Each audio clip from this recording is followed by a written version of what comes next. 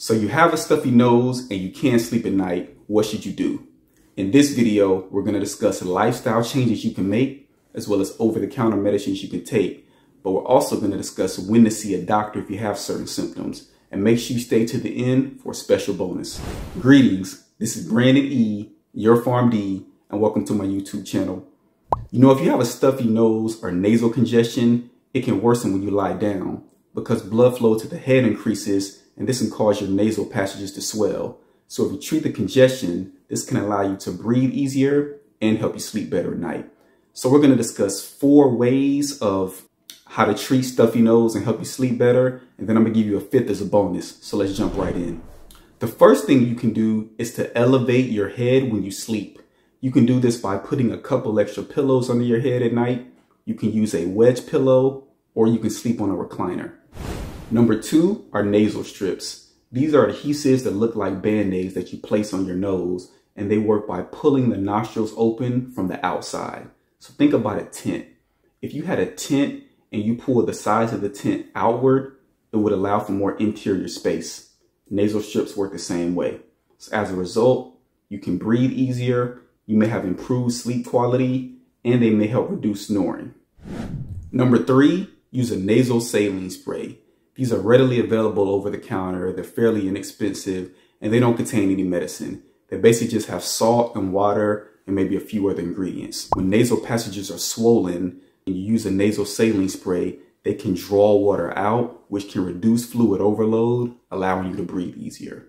So now number 4 are decongestants. There are nasal sprays that are decongestants like Afrin or oxymetazoline, and then there are oral forms as well like Sudafed or pseudoephedrine or Sudafed PE, which has phenylephrine in it.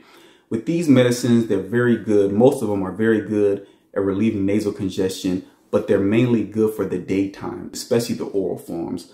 The oral forms can cause insomnia. So if you take them at night, it'll relieve your stuffy nose, but you won't be able to sleep. So if you're taking oral Sudafed, like pseudoephedrine, take it throughout the day, but not at night.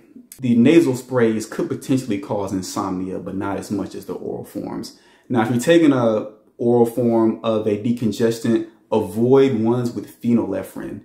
Phenylephrine is a worthless nasal decongestant. It does not work. So if you're taking Sudafed, make sure it has pseudoephedrine in the active ingredient list, not phenylephrine. The phenylephrine oral form, again, is worthless. It does not work. So again, these can be taken during the day, but don't take decongestants at night. And also the nasal decongestants, they can cause what is called rebound congestion. So when you're taking these, you don't want to take them for more than 3 days at a time. If you take them for more than 3 days, they can actually make your congestion worse. So again, don't take nasal decongestants for more than 3 days. So now we're going to get into the bonus. The bonus you may or may not be familiar with, but it's fairly simple, and that's to take a warm shower or a warm bath about an hour or 2 before you go to bed. In regards to the stuffy nose or nasal congestion, the steam from the bath, but especially the shower, acts as a humidifier, and the steam can relieve nasal congestion, decrease sinus pressure and pain, and open up nasal passages. So now the warm bath or warm shower can help you sleep better at night as follows. When you go to sleep, you want your body temperature to drop about 2 to 3 degrees Fahrenheit. So when you take a warm bath or a warm shower, it increases blood flow to the hands and the feet. With the increased blood flow to the hands and the feet, this allows heat to escape from the body easier. So when you lie down, it allows for an easier drop in your body temperature. And this makes it easier for you to cool down right before you sleep.